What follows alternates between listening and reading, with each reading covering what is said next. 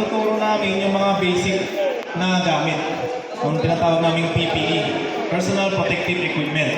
Sa inyo po, para po at least may idea po tayo. And kung sino man ang mga masaswerte, nakasama ng fire truck, na sila talaga yung fire brigade, ito po talaga yung parang ano natin, kasama natin lagi sa responde. Okay po?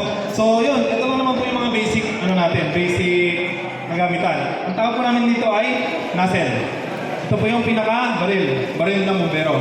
Okay po? Dati po, kung nakikita niyo yung mga gamit ng mga bumbero, ito po ay parang modernized na to. Dati kasi pagka yung solid stream na tubig is hiwalay yung nozzle. May isa lang maliit na butas. Yun lang yung gagamitin natin nozzle pag pang solid lang.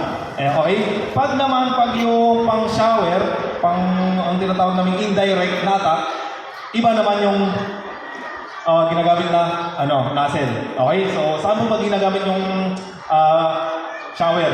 Dun sa mga indirect na approach. Sa mga nasusunog na sakyan, hindi mo naman siya basta-basta titirahin ng solid. Kasi paano kung gasolina pala yung kumalat, mas lalo pang kakalat pag binumba mo ng high pressure. So ang gagawin mo muna, indirect attack. Anong gagawin mo na? Gamitan ng shower para mawala yung oxygen. And protection nyo din habang lumalapit kayo. Di ba? So napaka-hassle dati. Kasi isipin mo, pag sasakyan nyo nasusunog, dalawa pa yung gagamitin yung nozzle. May isang tao na hawak ng solid nozzle habang inaatake niya yung mismo yung sakyan na sunog. Tapos yung isa nasa harap niya, ang hawak na yung isang nozzle na pag. Siya naman yung mag-indirect. Kumbaga siya yung protector. Plus yung dalawa pang maghahawak ng hose. So, di ba? 4 agad yung tao na kailangan doon. And yung time pa na natin para i-prepare yung ganung haba. Kaya ginawa yung ganitong bagong nozzle. So, itong nozzle na po natin dito is dalawa na siya. Pipihitin mo lang. Dito lang. Para mag-solid. Tapos pagka mag-shower naman, and meron din siya pag-adjust ng pressure. Okay? Pero hindi ito ganun kalakas. Ang adjust talaga ng pressure natin is sa fire trap. Okay? So, siguro pag dumating naman yung fire trap niya, makikita niyo. And practice nyo. Kasi minsan, yung ang lakas ng pressure dun sa sakyan, pero ito is nakaka-focus. So, mahirapan yung natin sila. Okay? So, ibang parts niya is ito, full. Ito yung sarap. Okay? Ito ang 1.5.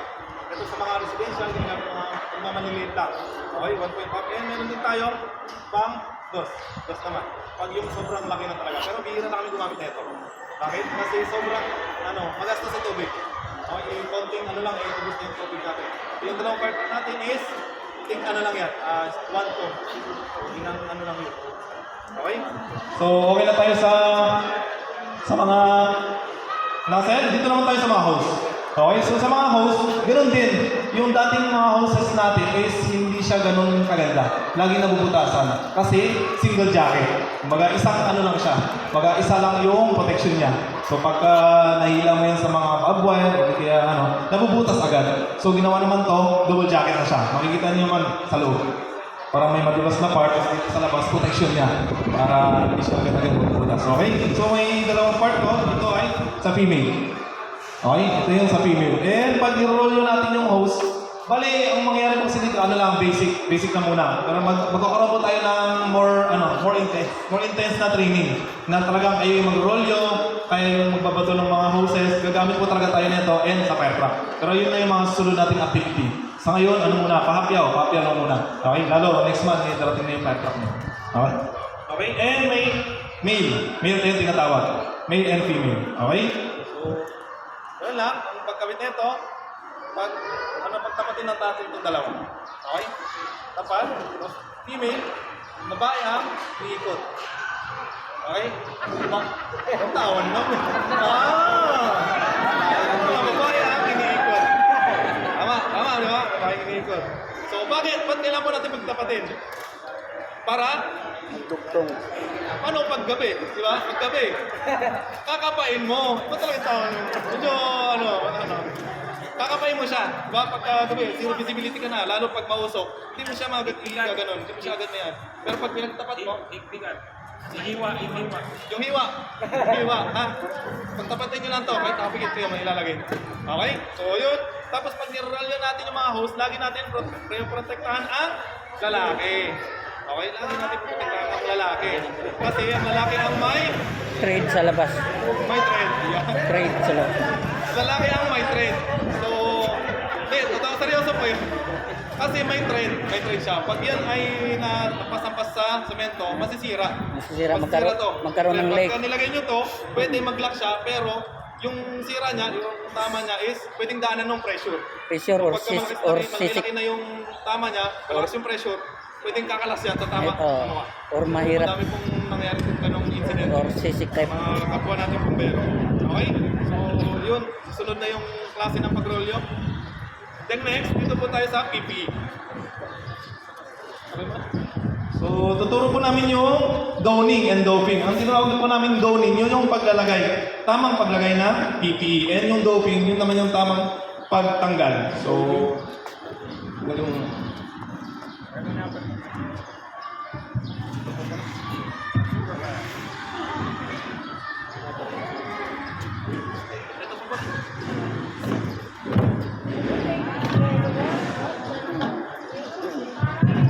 so yun po pala, hindi ko po alam kung kasama sa fire truck niyo SCBA. So, pero malamang meron dapat.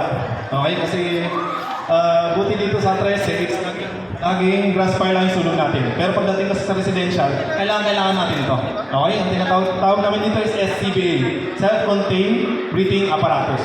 Okay, so mga parts niyan, ito yung pinaka-cylinder. Ito yung backplate, support nyo sa likod. Then, gauge. Dito nyo malalaman yung ano pa yung laman. Okay, kung nasa red na, ibig sabihin, delikado niya na yan. Yun na siya pwedeng gamitin pag may responde. Kasi paano pag nasa loob na kayo? Malayo na kayo din. Hello. Malayo na kayo, nasa area na kayo na sobrang loob, paubos na yung gauge natin. Okay? Then, whistle. Para saan po itong whistle niya? Alarm? Para saan itong whistle sa ano natin? Supply? Para magbigay sa atin ng signal. Alarm. Kasi siyempre, pagka nasa loob tayo ng bahay, zero visibility, mausok, tapos naka-mask pa tayo, hindi na natin tinitigan to, di ba? Lalo pag hawak natin yung nozzle. So, pagka maliit na, nasa yellow na, mag-whistle yan. Simple yan ng malakas. So, yun na yung signal nyo para lumabas. Ibig sabihin, konti na lang naman nito. So, may konting segundo. Segundo na lang kayo para lumabas. Kasi konti na lang yung naman nito. Pag sumiplo na. Okay? So, pag yun po pala, pag paubos na yung SCBA natin at nasa loob na tayo, ang paglabas natin, pag-exit natin sa nasusunod na bahay, ano yung magiging natin, guide natin, palabas. Simple lang to, pero hindi na ng ibang volunteer kasama. Paano natin, palabas? Nakataling lubid? Magtatali pa ba tayo ng lubid? Pagpapasok ng pwede rin po, pero sa hose na kayo kapain nyo na yung hose. Kasi syempre doon kayo pumasok, syempre doon kayo lalabas. Kapain nyo na yung hose. Kasi minsan talaga, akala natin, pero kadalasan may sunod. Zero visibility talaga yan, wala kayong makita. So lagi yung presence of mind lang, tapos yung paggamit nito ay hindi masyadong sobrang bilis ng paghinga. Kasi konti lang din yung laman nito. Okay? So, yung kanya, cylinder, yung backplate, ito, bukas. And mamaya po ituturo kung paano siya ilagay. Okay?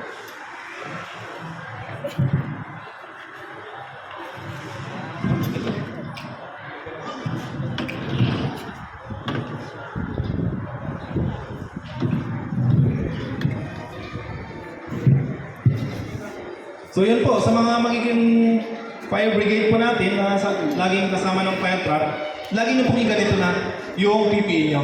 Okay? Para ready na siyang isuot. Hindi yung pagka may sunog o alarm, at saka nyo palang ilalagay yung pants and yung boots natin. Okay? Naka-ready na siya, nakaganyan na. Okay? So una-una, nalagay siyempre yung boots. Kasha. Boots. Then, angat. So, siyempre for the purpose of demo, lang yan, dahan-dahan po para makita. Pero pag sa real time, dapat wala pang 1 minuto, hindi kaya mga 1 minute, nakasuot nyo na yan.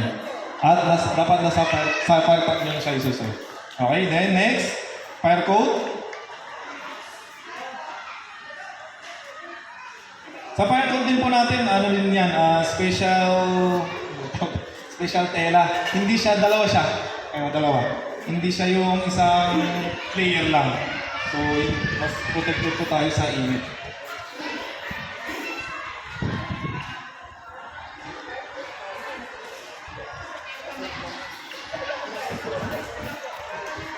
Okay, secure yung strap. Support sa leg. Next is yung ano na natin, SCBA. So may dalawang way ng paglalagay ng SCBA. So yung first is yung over the head. Yan. Over the head.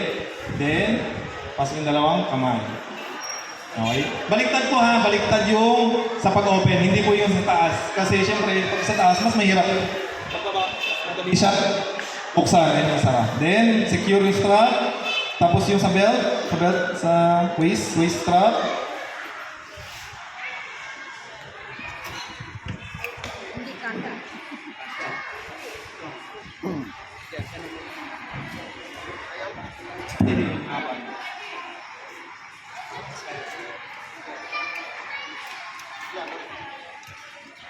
Yan. Okay, secure. Kailangan hindi siya nagalaw. Okay?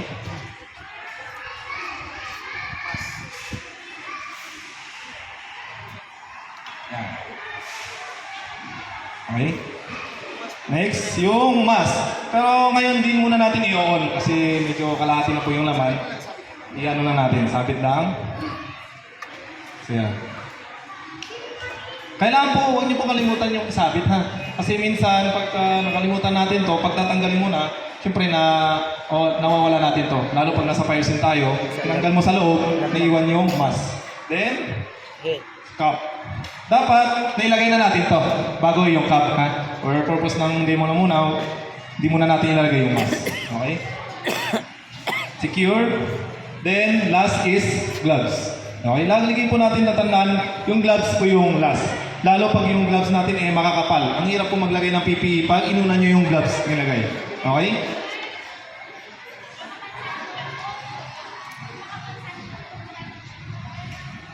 Yan. Tapos kabit. Okay na.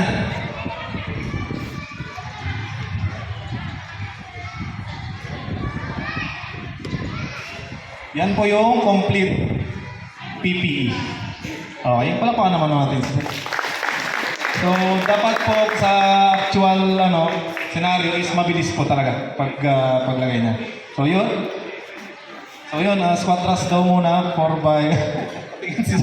So, yun. Okay na po. So, yun. Pag doping naman, pagtanggal, kung ano yung last na sinuot nyo, yun naman yung una nyo tatanggalin. Ganun din, sunod-sunod din. So, yun, gloves. So, yun po ha. Tignan nyo, si Sir pagka nagtatanggal is lagi siyang nakaluhod. Bakit po? Pagka real scenario, siyempre pagod, dapat iluhod nyo kasi mabigat po yung buhat-buhat natin. Okay? Baka po tumama po sa atin yung CBA.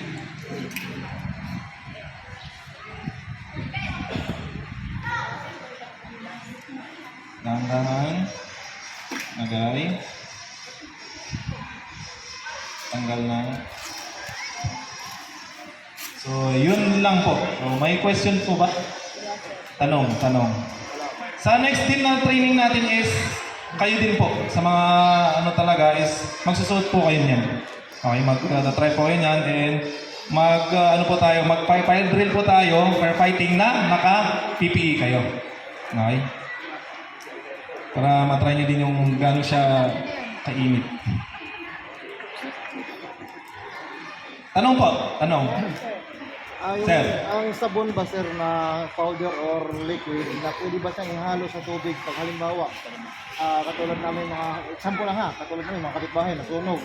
Tapos ngayon wala pa fire truck. So namin ang tubig lalagyan namin ng sabon para madaling mapatay. Pwede sir, kung yung mga nasusunog naman is yung mga tinatawag namin mga class A na fire, is pwedeng tubig lang kahit huwag nyo nalagyan ng sabon. Pwede yun. Pero pag yung mga nasusunog mga class B, yung tawag, yung mga liquid, flammable liquid, yun medyo kung wala kayong mga ganong fire extinguisher na kulay blue, pwede yun, yung ano. Pero mas effective kasi kung meron tayong mga special